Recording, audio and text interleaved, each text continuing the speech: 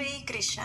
भगवान श्री हरि को प्रिय है ये कार्तिक मास। इस मास में किया गया कोई भी आध्यात्मिक कार्य मनुष्य को तीव्र गति से अपने आध्यात्मिक जीवन में प्रगति करवाता है। संपूर्ण वर्ष में आने वाले सभी मासों में सर्वश्रेष्ठ कार्तिक मास बताया गया है और उस कार्तिक मास के अंतिम 5 दिन यानी कि कार्तिक मास के शुक्ल पक्ष की एकादशी से लेकर कार्तिक पूर्णिमा तक ये समय सबसे अधिक पुण्यशाली बताया गया है। कहा गया है कि जो मनुष्य संपूर्ण कार्तिक मास का पालन नहीं कर सकता, अगर वो अंतिम 5 दिनों में भी अपने आध्यात्मिक कार्यों को बढ़ा देता है, उसमें वृद्धि करता है, तो उसे संपूर्ण कार्तिक मास के व्रत का पालन करने का फल मिल जाता है। और इसी संपूर्ण कार्तिक मास के दौरान भगवान श्री हरि की सुंदर पौराणिक कथाओं का श्रवण करने का भी अनंत गुना पुण्य फल मिलता है। और इसी कारण से इस संपूर्ण कार्तिक मास के दौरान हम श्रवण कर रहे हैं इस पवित्र कार्तिक मास के महात्म्य की कथा। विविध शास्त्रों और पुराणों से ली गई प्रमाणभूत कथाओं की ये श्रृंखला में आज हम आ पहुँचे हैं कार्तिक मास के अंतिम दिनों की कथा में।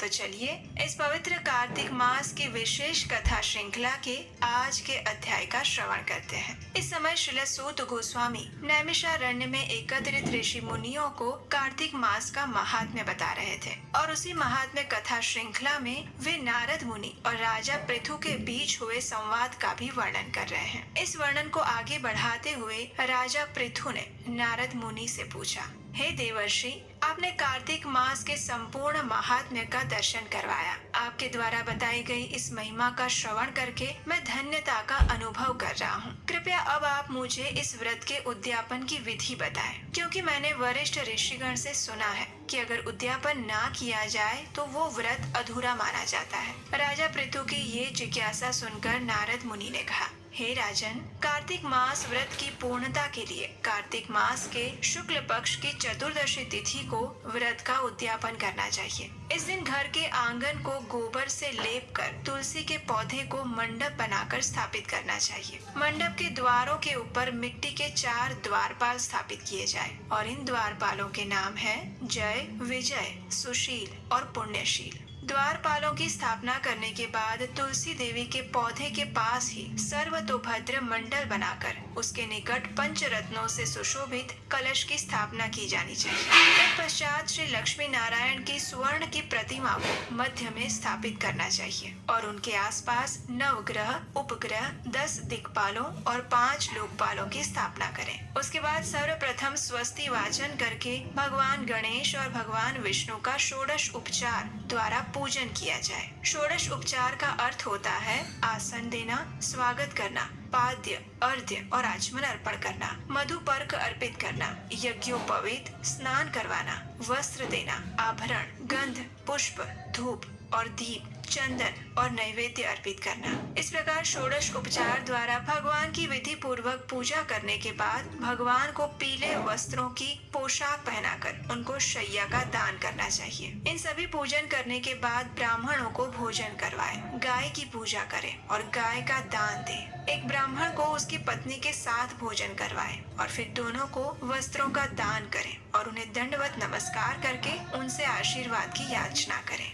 अगर कोई इस प्रकार उद्यापन करने में सक्षम नहीं है तो वो एक या फिर कुछ ब्राह्मणों को ही पूजन करके उन्हें भोजन करवा कर भी इस व्रत को पूर्ण कर सकता है। अगर ब्राह्मण भी नहीं मिलते तो गाय, वट वृक्ष या फिर पीपल के वृक्ष का भी पूजन कर सकते हैं, क्योंकि पीपल के वृक्ष में भगवान विष्णु और वट वृक्ष में भगवान शिव का स्वरूप रहता है। इसी प्रकार पलाश के वृक्ष ब्रह्मा जी के स्वरूप है। हे राजन, इस प्रकार श्रद्धा और भक्ति से इन सभी कार्यों को पूर्ण करने से इस कार्तिक मास का पूर्ण फल प्राप्त होता है। जो भी मनुष्य व्रत उद्यापन से संबंधित इस कथा को सुनता है या पढ़ता है, उसे भी इस कार्तिक मास का चतुर्थांश फल प्राप्त हो जाता है। तो इस प्रकार नारद मुनि ने राजा पृथु से कार्तिक मास के उद्यापन की महिमा कह सुनाई। इसका श्रवण करके राजा पृथु ने धन्यता का अनुभव किया और आने वाले समय में पूर्ण श्रद्धा, निष्ठा और नियम पूर्वक कार्तिक मास का पालन करने का दृढ़ संकल्प लिया। तो ये थी आज की कार्तिक मास विशेष कथा,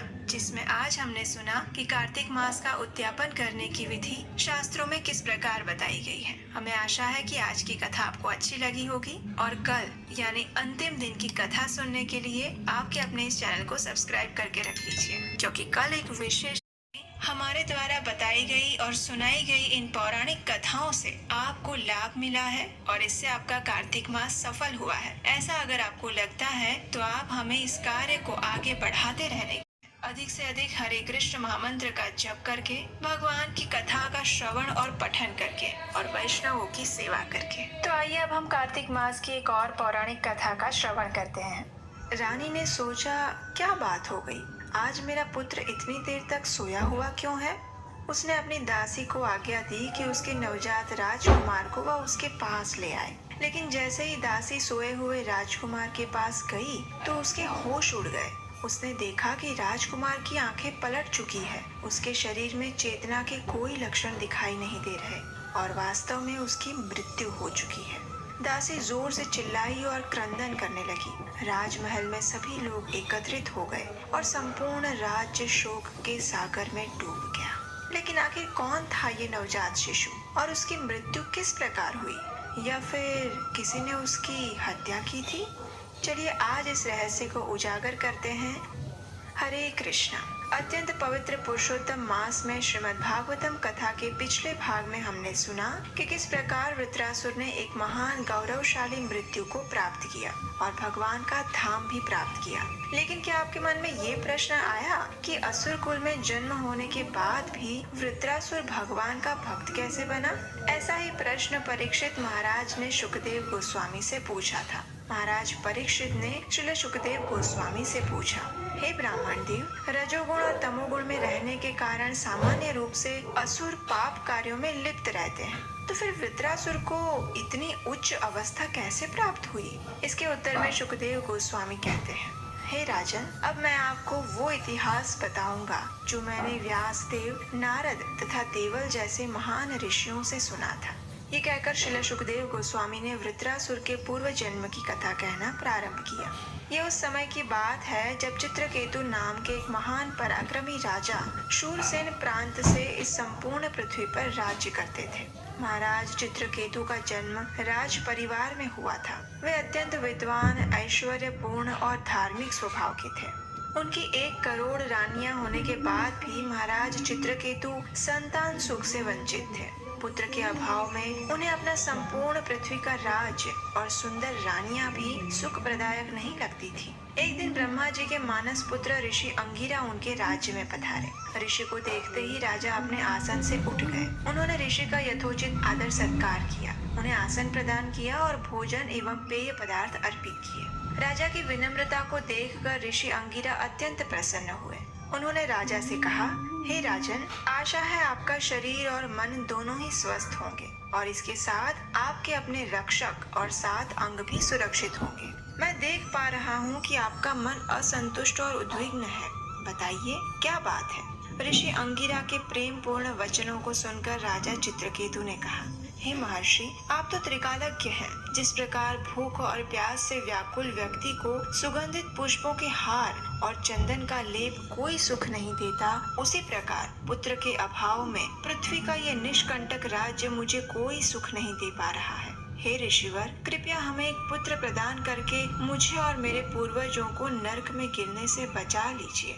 राजा के प्रति दयालु ऋषि अंगिरा ने एक विशेष यज्ञ का आयोजन किया, जिसमें त्वष्टा देवता को खीर का भोग लगाया गया और उसे प्रसाद के रूप में राजा चित्रकेतु की पटरानी कृतद्युति को दिया गया। उस समय ऋषि अंगिरा ने राजा से कहा, हे राजन, आपका ये पुत्र आपके हर्ष और शोक दोनों का कारण बनेगा, इसलिए उसका नाम होगा हर्ष शोक। इतना कहकर ऋषि वहाँ से चले गए। कुछ समय बाद रानी कृतद्युति ने सुंदर राजकुमार को जन्म दिया। संपूर्ण राज्य में मानो खुशी की लहरें उठ गई। राजा चित्रकेतु की प्रसन्नता की कोई सीमा नहीं रही।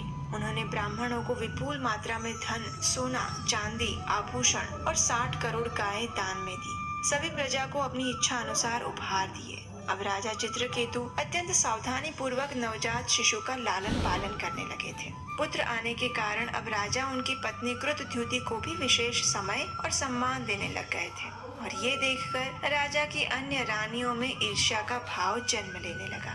राजा उनके प्रति अब उपेक्षित रहने लगे थे। ये देखकर रानियों में इस पुत्र को लेकर ईर्ष्या इतनी तीव्र हो गई कि एक दिन उन सब ने मिलकर एक अत्यंत जघन्य पाप कृत्य कर दिया। एक दिन दोपहर के समय रानी कृतद्युति अपने नवजात पुत्र को सुलाकर राजमहल में टहल रही थी। लंबे समय बाद भी जब राजकुमार नहीं उठा तो उसने अपनी दासी को बुलाया और कहा कि वह उसके पुत्र को ले आए। जब दासी उस नवजात बालक के पालने के पास पहुंची तो वह चिल्ला उठी। उसने देखा वह राजकुमार मृतप्राय पड़ा हुआ था और उसकी हत्या करने वाला और कोई नहीं अपितु राजा की ईर्ष्या से ग्रस्त अन्य रानियां थी जिन्होंने राजकुमार को विष दे दिया था। ये देखकर दासी जोर जोर से क्रंदन करने लगी। बालक की मृत्यु का समाचार तीव्र गति से संपूर्ण राजमहल और राज्य में फैल गया। राजा चित्रकेतु और रानी कृतद्युति ने अपने प्राण खो दिए। दोनों ही जमीन पर गिरकर क्रंदन करने लगे। अपने भाग्य पर शोक करते हुए ऐसा लग रहा था मानो राजा चित्रकेतु इसी क्षण अपने प्राण त्याग देंगे। और उस समय ऋषि अंगिरा और देवर्षि नारद वहां राजा चित्रकेतु के पास आए। राजा अपने मृत पुत्र के पास स्वयं मृत की भांति लेटे हुए थे। राजा को इस प्रकार शोक मग्न देखकर ऋषि अंगिरा ने कहा, हे राजन, इस मृत शरीर का तुम्हारे साथ क्या संबंध है? वास्तव में ये भौतिक संसार और सभी जीवात्माएं क्षण भंगुर हैं। इसलिए पिता पुत्र के इस अस्थायी संबंध के लिए शोक मत करो। आप जैसे महान भगवत भक्त के लिए ये सर्वथा अनुचित है कि वह भौतिक वस्तु अथवा व्यक्ति के लिए इस प्रकार शोक करे। इस प्रकार ऋषि अंगिरा ने राजा को दिव्य ज्ञान देने का प्रयास किया और नारद मुनि ने सबके सामने अपनी योग शक्ति द्वारा उस मृत पुत्र में पुनः प्राण भर दिए। तब नारद मुनि ने उस पुत्र से कहा, हे जीव, ये देखो, तुम्हारे चले जाने से तुम्हारे माता पिता कितने शोकातुर हैं। यदि तुम चाहो तो इस शरीर में पुनः प्रवेश कर सकते हो और अपने परिवार सहित इस शेष जीवन का आनंद ले सकते हो। अब देखिए, नारद मुनि के ये वचन सुनकर राजा चित्रकेतु के उस मृत पुत्र के शरीर में प्रवेश करने के बाद वो जीवात्मा बोलने लगा, अपने पूर्व कर्म फलों के अनुसार मैं जीवात्मा शरीर से दूसरे शरीर में यात्रा कर रहा हूँ। मैंने देवताओं के शरीर से लेकर मनुष्य योनि में और पशु एवं वृक्षों के शरीर में भी प्रवेश किया है। ये लोग कौन से जन्म में मेरे माता पिता थे? वास्तव में जीवात्मा का किसी भी माता पिता से कोई संबंध नहीं होता, इसलिए उसे इस बात का शोक नहीं करना चाहिए। इस प्रकार उपदेश देकर वह जीवात्मा फिर से उस शरीर को छोड़कर चली गई। जब राजा चित्रकेतु और रानी कृतद्युति ने ये दिव्य ज्ञान का उपदेश सुना तो उनका मन कुछ शांत हुआ और उन्होंने शोक करना बंद किया। राजा ने ब्राह्मणों के निर्देशन में अपने पुत्र के अंतिम संस्कार किए, अपने पितरों को तर्पण दिया और फिर ऋषि अंगिरा एवं नारद मुनि की विशेष पूजा की। राजा का इस प्रकार व्यवहार देखकर नारद मुनि ने राजा चित्रकेतु को परम भगवान श्री हरि का एक विशेष मंत्र प्रदान किया। ओम नमस्तुभ्यं भगवते वासुदेवाय धीमहि प्रद्युम्नाय निरुद्धाय नमः संकर्षणाय च नमो विज्ञानमात्राय परमानंदमूर्तये आत्मारामाय शांताय निवृत्तद्वैतदृष्टये। महाराज चित्रकेतु ने इस मंत्र का ध्यान पूर्वक उच्चारण करते हुए 1 सप्ताह तक केवल जल पर उपवास किया और 1 सप्ताह बाद इसके फलस्वरूप उन्हें विद्याधर लोक का साम्राज्य प्राप्त हुआ। और इसी मंत्र के प्रभाव से महाराज चित्रकेतु को कुछ दिनों पश्चात भगवान अनंत देव का आश्रय प्राप्त हुआ।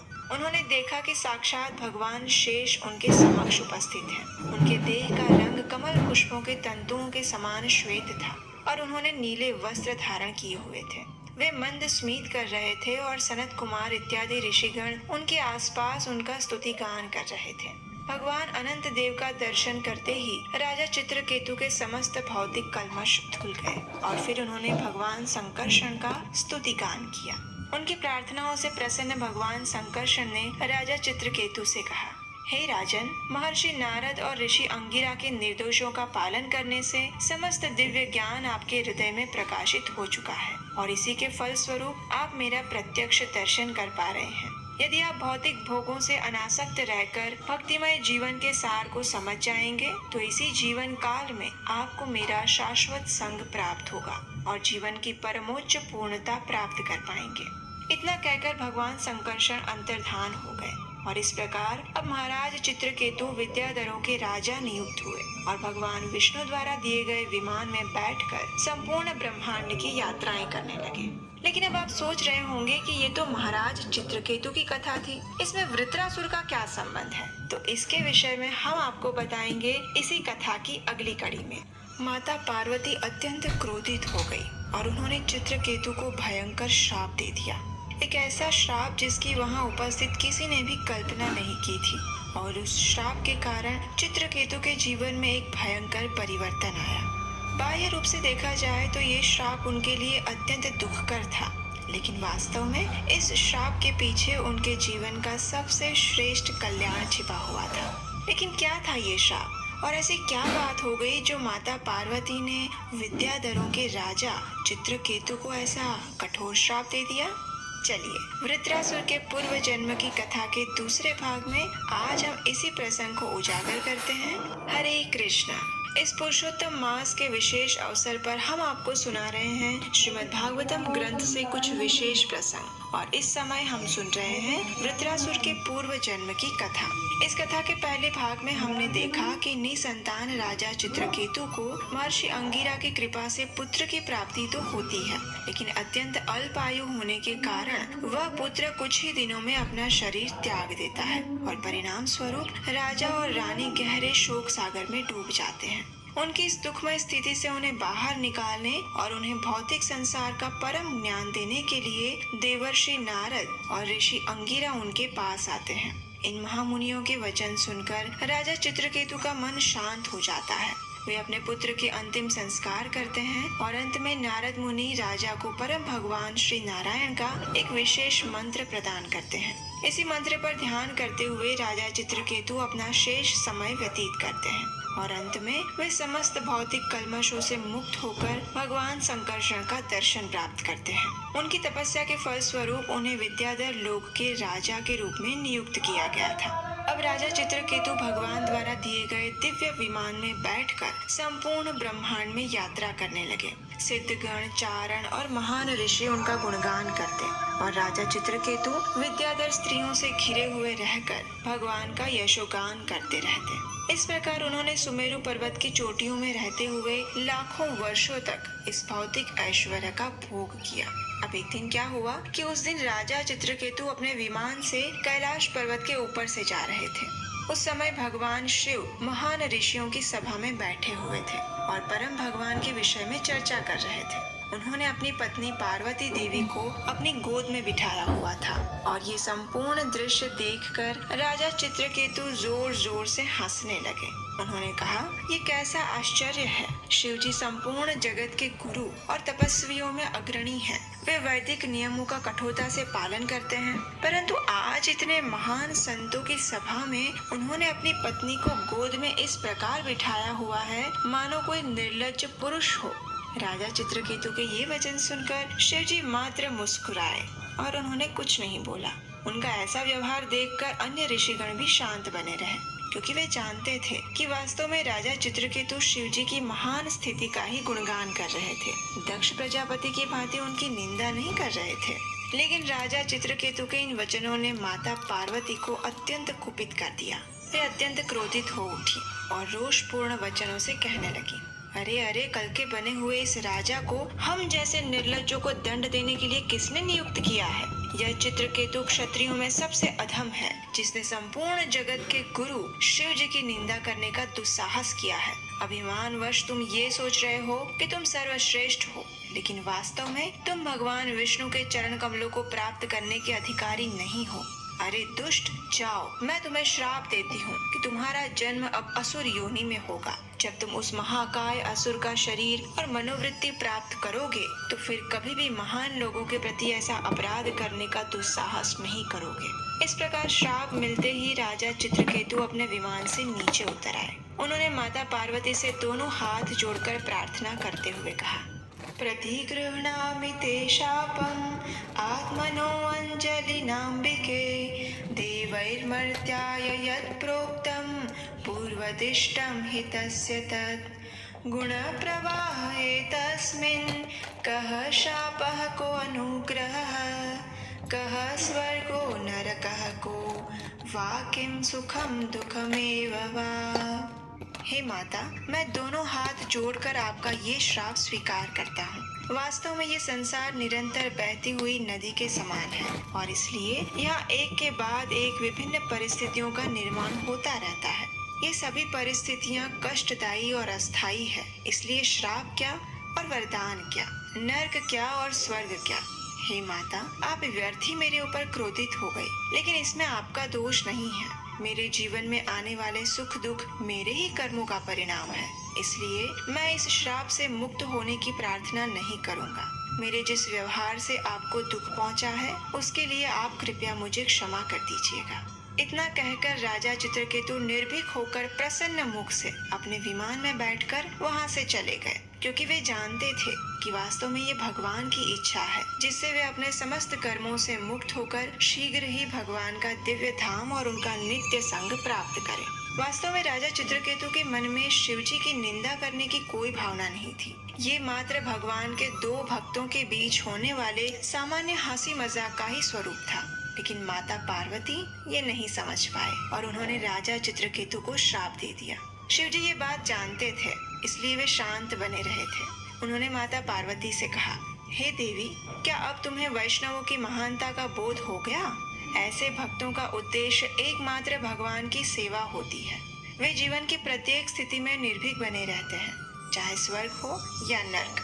वास्तव में महाराज चित्रकेतु भगवान के अत्यंत प्रिय भक्त हैं। वे सभी प्राणियों के प्रति संभाव रखते हैं, इसलिए उनके वचन मेरे लिए द्वेषपूर्ण नहीं थे। मैं भी भगवान नारायण को अत्यंत प्रिय हूँ और इसलिए किसी को भी हमारे बीच के इस आसक्ति एवं घृणा से मुक्त व्यवहार से विचलित नहीं होना चाहिए था। राजा चित्रकेतु की इस महानता और विनम्रता को देखकर एवं भगवान शिव के वचनों को सुनकर माता पार्वती को लज्जा आ गई और वही राजा चित्रकेतु अगले जन्म में त्वष्टा के यज्ञ में से उत्पन्न वृत्रासुर बने। उन्होंने असुर योनि में जन्म लिया था, लेकिन भगवान के परम भक्त होने के कारण उन्हें अपनी दिव्य स्थिति का ज्ञान था और किसी भी स्थिति में उनकी कृष्ण भक्ति पर कोई आंच नहीं आई। तो ये थी वृत्रासुर के पूर्व जन्म की कथा। तो ये कथा आपको कैसी लगी और इससे आपने क्या सीखा, ये हमें नीचे कमेंट बॉक्स में लिखकर जरूर बताइएगा। तो आइए अब हम कार्तिक मास की एक और पौराणिक कथा का श्रवण करते हैं। महाराज इंद्रद्युम्न ने आज मौन व्रत धारण किया हुआ था और वे परम भगवान के सुंदर स्वरूप के ऊपर ध्यान लगाकर बैठे हुए थे। अब ऐसी स्थिति में ना तो उन्हें अगस्त्य ऋषि के आगमन का आभास हुआ और ना ही वे उनका अतिथि सत्कार कर पाए, और फिर उसका क्या परिणाम आया होगा वो तो आप समझ ही गए होंगे। एक ऐसा कठोर श्राप जिसने महाराज इंद्रद्युम्न को एक विशेष कृपा प्रदान की, और श्राप के नीचे छिपी हुई ये कृपा थी हाथियों का राजा बनने की। अब आप सोच रहे होंगे कि ये कैसी कृपा है। हरे कृष्णा।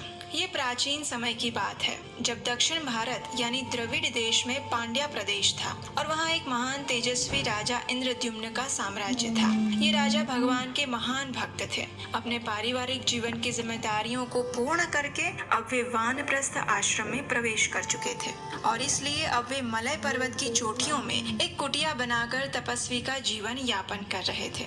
उनके जीवन का एक ही लक्ष्य था, परम भगवान पूर्ण पुरुषोत्तम को प्रसन्न करना और जीवन के अंत में उनके दिव्य धाम वापस जाना। अब एक दिन क्या हुआ कि ऋषि अगस्त्य विहार करते हुए अपने कुछ शिष्यों के साथ उस स्थान पर आ पहुंचे और संयोगवश उस दिन राजा इंद्रद्युम्न का मौन व्रत था और वे भगवान के सुंदर रूप के ऊपर ध्यान केंद्रित करके समाधिस्थ अवस्था में बैठे हुए थे। वे अपने ध्यान में इतने लीन थे कि उन्हें ऋषि अगस्त्य के आगमन का आभास नहीं हुआ, लेकिन ऋषि को लगा कि राजा उनके आतिथ्य से बचने के लिए ऐसे समाधिस्थ होने का स्वांग रच रहे हैं। यही सोचकर ऋषि अगस्त्य अत्यंत क्रोधित हो गए और उन्होंने राजा को श्राप देते हुए कहा, तस्माइमं शापमदाद साधुर अयं दुरात्मा कृतबुद्धिरत्य विप्रावमन्तावशतां तमिस्त्रं यथा गजः स्तब्धमतिः स एव। इस घमंडी राजा ने एक ब्राह्मण का अपमान किया है, इसलिए इसमें नम्रता का कोई गुण नहीं है। इसके लिए हाथी का शरीर ही उपयुक्त होगा, क्योंकि हाथी भी इसी के समान जड़ बुद्धि और मौन रहता है। अब अब ये श्राप देकर ऋषि अगस्त्य तो वहाँ से चले गए, लेकिन एक भक्त होने के नाते राजा ने इस श्राप को भगवान की इच्छा समझकर विनम्रता से स्वीकार कर लिया और अगले जन्म में वे हाथियों के राजा गजेंद्र बने। और आप जानते हैं उनका निवास स्थान कहाँ था? चलिए अब हम आपको उस सुंदर रमणीय स्थान पर ले चलते हैं। स्वर्गीय लोकों में एक विशाल त्रिकुट पर्वत है। इस पर्वत की 3 चोटियां हैं और वे क्रमशः लोहे, चांदी और सोने से बनी हुई है। ये पर्वत चारों तरफ से क्षीर सागर से घिरा हुआ है और क्षीर सागर की लहरें इस पर्वत की तलहटी पर आती जाती रहती है। इसलिए यहाँ प्रचुर मात्रा में मरकत मणि और मोती पाए जाते हैं। इस पर्वत की एक घाटी में ऋतुमत नामक सुंदर उद्यान है, जहाँ स्वर्ग लोक से अनेक देवतागण और अप्सराएं विहार करने आते हैं। उद्यान के बीचों बीच एक सुंदर सरोवर है जो सुनहरे कमल पुष्पों से भरा हुआ है और इसी वन में हाथियों के राजा गजेंद्र अपने विशाल परिवार के साथ निवास करते थे। अब एक दिन महाशक्तिशाली गजेंद्र अपनी पत्नियों और बच्चों के साथ उस सरोवर में स्नान करने के लिए जाने लगे। गजेंद्र की मतवाली चाल और उसके महाकाय शरीर से त्रिकुट पर्वत के चारों ओर की धरती कांप रही थी। वह पसीने से लथपथ था और उसके मुख से मदिरा बाहर आ रही थी। प्यास से व्याकुल गजेंद्र ने जैसे ही सरोवर में प्रवेश किया तो उसकी सारी थकान दूर हो गई। अपने परिवार से आसक्त गजेंद्र सूंड में पानी भरकर अपनी पत्नियों पर उछालने लगा और अपने बच्चों को स्नान करवाने लगा। और उसी समय उस सरोवर में रहने वाला मगरमच्छ गजेंद्र के आगमन से थोड़ा उद्विग्न हो गया। जल के नीचे से तैरते हुए आकर उसने एक ही झपट में गजेंद्र का पैर पकड़ लिया। अब देखिए, गजेंद्र इतना शक्तिशाली था कि उसके पैरों से धरती कांप रही थी, लेकिन आज मगरमच्छ की पकड़ से वो स्वयं को नहीं छुड़ा पा रहा था। उसने बहुत प्रयास किया लेकिन विफल रहे। दोनों ही शक्तिशाली योद्धाओं के बीच में इस प्रकार 1000 वर्षों तक युद्ध चला। अब मगरमच्छ तो पानी का जीव है, इसलिए स्वाभाविक है कि पानी में रहते हुए उसकी शक्ति और बढ़ गई थी और गजेंद्र की शक्ति समय के साथ क्षीण होती जा रही थी। अब वह स्वयं को निसहाय अनुभव करने लगा। मृत्यु का विचार करके वो भयभीत होने लगा और ऐसे समय में गजेंद्र सोचने लगा, मेरे मित्र और संबंधी मुझे इस संकट से मुक्त करने के लिए कुछ नहीं कर पाए। मेरे जीवन में ये विपदा भगवान की इच्छा से आई है, इसलिए अब मुझे भगवान का ही आश्रय लेना चाहिए। वही मुझे इस संकट से बचा सकते हैं। जो भी व्यक्ति भगवान की शरण ग्रहण करता है, करुणा सिंधु भगवान अवश्य ही उसका संरक्षण करते हैं। ये सोचकर गजेंद्र भगवान को प्रार्थनाएं अर्पित करने लगा। नमः आत्मा प्रदीपाय साक्षिणे परमात्मने, नमो गीरां विदुराय मनश्चेतसामपि, सत्त्वेन प्रतिलभ्याय नैष्कर्मेण विपश्चिता, नमः कैवल्यनाथाय निर्वाण सुख संविदे, नमः शांताय घोराय मूढ़ाय गुणधर्मिणे, निर्विशेषाय साम्याय नमो ज्ञान घनाय च। हे प्रभु, मैं एक अधम पशु हूँ और आपकी शरण में आया हूँ। आप मेरे हृदय में परमात्मा रूप में विद्यमान हैं। हे असीम कृपा के भंडार भगवान, आप न सिर्फ मुझे इस संकट से अपितु सांसारिक जीवन से भी मुक्ति प्रदान कर दीजिए। हे प्रभु, मेरी एकमात्र यही आकांक्षा है कि आप मेरे चित्त पर पड़ी अज्ञानता रूपी धूल को नष्ट करें और मुझे अपनी शरण में स्वीकार करें।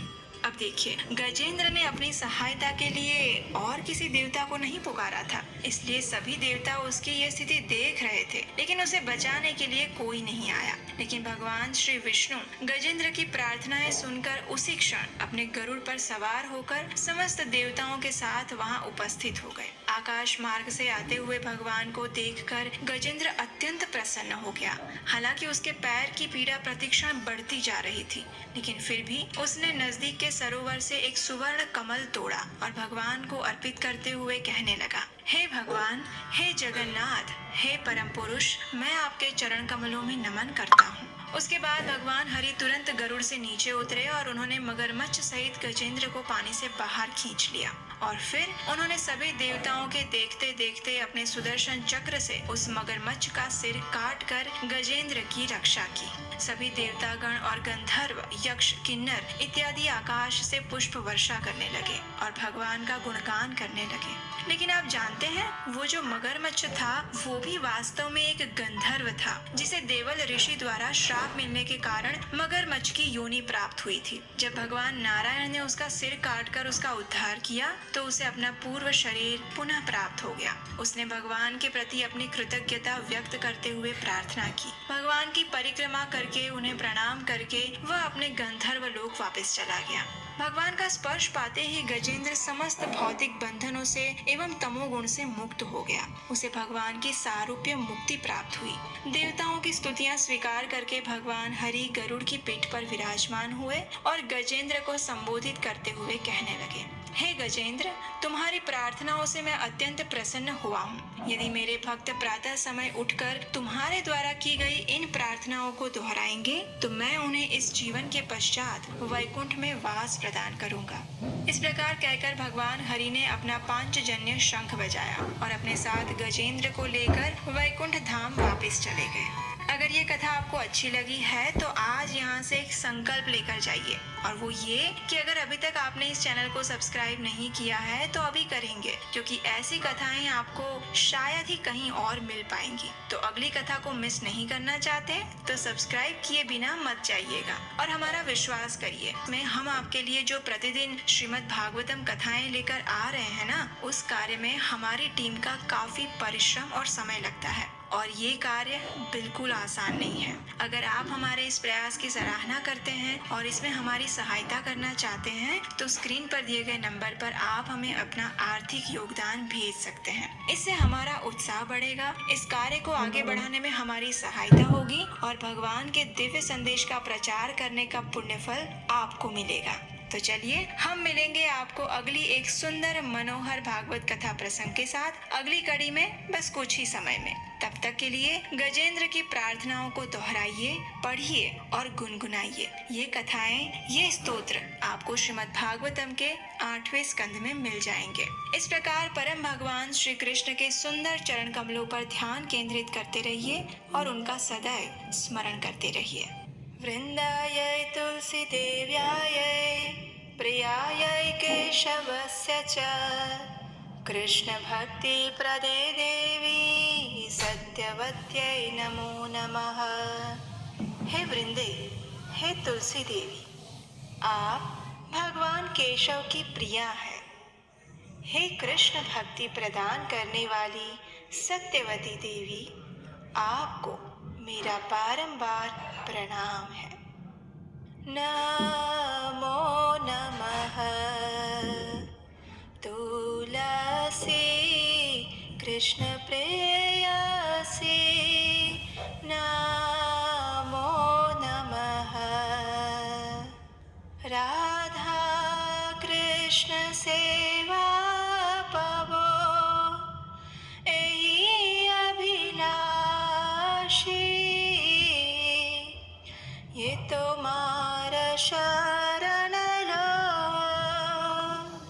तार वांछा पूर्ण हो।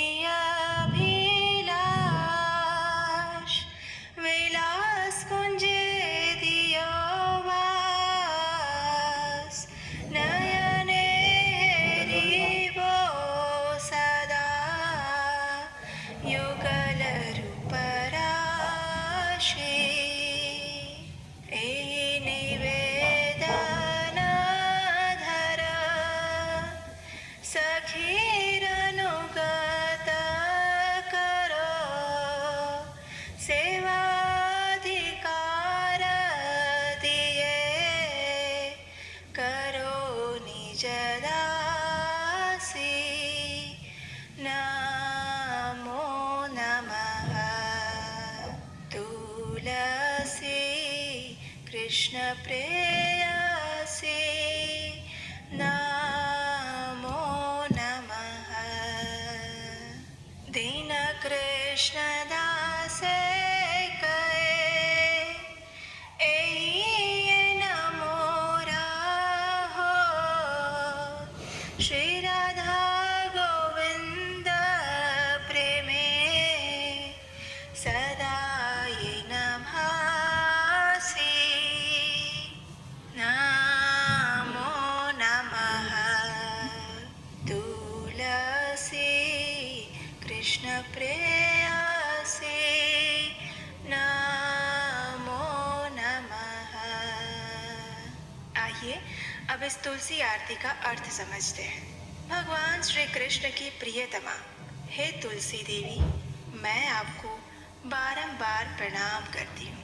मेरी एकमात्र इच्छा है कि मैं श्री राधा कृष्ण की प्रेममयी सेवा प्राप्त कर सकूं। जो कोई भी आपकी शरण लेता है उसकी समस्त मनोकामनाएं पूर्ण होती हैं। उस पर आप अपनी कृपा करती हैं और उसे वृंदावन वासी बना देती हैं। मेरी यही अभिलाषा है कि आप मुझे भी वृंदावन के कुंजों में निवास करने की अनुमति प्रदान करें, जिससे मैं युगल श्री श्री राधा कृष्ण की सुंदर लीलाओं का सदैव दर्शन कर सकूं। आपके चरणों में मेरा यही निवेदन है कि मुझे किसी भी व्रज गोपी की अनुचरी बना दीजिए तथा सेवा का अधिकार देकर मुझे आपकी निज दासी बनने का अवसर प्रदान कीजिए। अत्यंत दीन कृष्ण दास आपसे प्रार्थना करता है कि मैं सदा सर्वदा श्री श्री राधा गोविंद के प्रेम में डूबा रहूं। इस प्रकार तुलसी आरती करने के बाद अब तुलसी देवी की परिक्रमा करते समय इस मंत्र का उच्चारण करें। यानि कानि च पापानि ब्रह्महत्यादिकानि च तानि तानि प्रणश्यन्ति प्रदक्षिण पदे पदे। अर्थात श्रीमती तुलसी देवी की परिक्रमा करने से प्रत्येक पद पर ब्रह्म हत्या पर्यंत सभी पापों का नाश हो जाता है। आइए अब हम तुलसी अष्टकम का पाठ करते हैं। ये तुलसी अष्टकम ब्रह्म वैवर्त पुराण से प्राप्त होता है। जब एक समय तुलसी देवी अंतर ध्यान हो गई थी तो उसके बाद भगवान उनके विरह में व्याकुल हो गए और वे वृंदावन आ गए। वहां पर आकर उन्होंने तुलसी देवी की पूजा और इस स्तुति का पाठ किया था। श्री भगवानुवाच वृन्दारूपाश्च वृक्षाश्च यदैकत्र भवन्ति च विदुर्बोधास्तेन वृन्दा मत्प्रियां तां भजाम्यहम्। पुरा बभूव या देवी त्वादौ वृन्दावने वने तेन वृन्दावनी ख्याता सौभाग्यां तं भजाम्यहम्। असंख्येषु च विश्वेषु पूजिताया निरन्तरं तेन विश्वपूजिताख्यां जगत्पूज्यां भजाम्यहम्। असंख्यानि च विश्वानि पवित्राणि यया सदा तां विश्वपावनीं देवीं विरहेण स्मराम्यहम्। देवानतुष्टः पुष्पाणां समूहेन यया विना तां पुष्पसारां शुद्धां च दृष्टुमिच्छामि शोकतः। विश्वे यत्प्राप्तिमात्रेण भक्तानन्दो भवेत् ध्रुवं नन्दिनी तेन विख्याता सा प्रीता भवताद्धि मे। यस्या देव्यास्तुला नास्ति विश्वेषु निखिलेषु च तुलसी तेन विख्याता विख्याता तां या मे शरणं प्रिया। कृष्ण जीवन रूपाया शाश्वत प्रियतमा सती, तेन कृष्ण जीवनीति मम रक्षतु जीवनम, मम रक्षतु जीवनम। आइए अब इस तुलसी अष्टकम का अनुवाद जानते हैं। श्री भगवान ने कहा, जब वृंदा रूपी वृक्ष एकत्र होते हैं तब वृक्ष समुदाय अथवा वन को बुद्धिमान लोग वृंदा कहते हैं। और ऐसी वृंदा नाम से प्रसिद्ध अपनी प्रिया तुलसी की मैं उपासना करता हूँ, जो देवी प्राचीन काल में वृंदावन में प्रकट हुई थी, अतएव जिसे वृंदावनी कहते हैं, उस सौभाग्यवती देवी की मैं उपासना करता हूँ, जो असंख्य वृक्षों में निरंतर पूजा प्राप्त करती हैं। अतः जिसका नाम विश्व पूजिता पड़ा है, उस जगत पूज्या देवी की मैं उपासना करता हूँ। हे देवी, जिसने सदा अनंत विश्वों को पवित्र किया है, उस विश्व पावनी देवी का मैं विरह पूर्वक आतुर होकर स्मरण करता हूँ, जिसके बिना अन्य पुष्प समूहों के अर्पण करने पर भी देवता प्रसन्न नहीं होते। ऐसी पुष्प सारा, पुष्पों में सारभूता शुद्ध स्वरूपिणी तुलसी देवी का मैं शोक से व्याकुल होकर दर्शन करना चाहता हूँ। संसार में जिसकी प्राप्ति मात्र से भक्त परम आनंदित हो जाता है, और इसीलिए नंदिनी नाम से जिसकी प्रसिद्धि ख्यात है, वही भगवती तुलसी अब मुझ पर प्रसन्न हो जाए, जिस देवी की अखिल विश्व में कोई तुलना नहीं है। अतएव जो तुलसी कहलाती है, उस अपनी प्रिया की मैं शरण ग्रहण करता हूँ। वह साध्वी तुलसी वृंदा रूप से भगवान श्री कृष्ण की जीवन स्वरूपा है, और उनकी सदा प्रियतमा होने से कृष्ण जीवनी नाम से विख्यात है। वही देवी तुलसी मेरे जीवन की, मेरे प्राणों की रक्षा करे।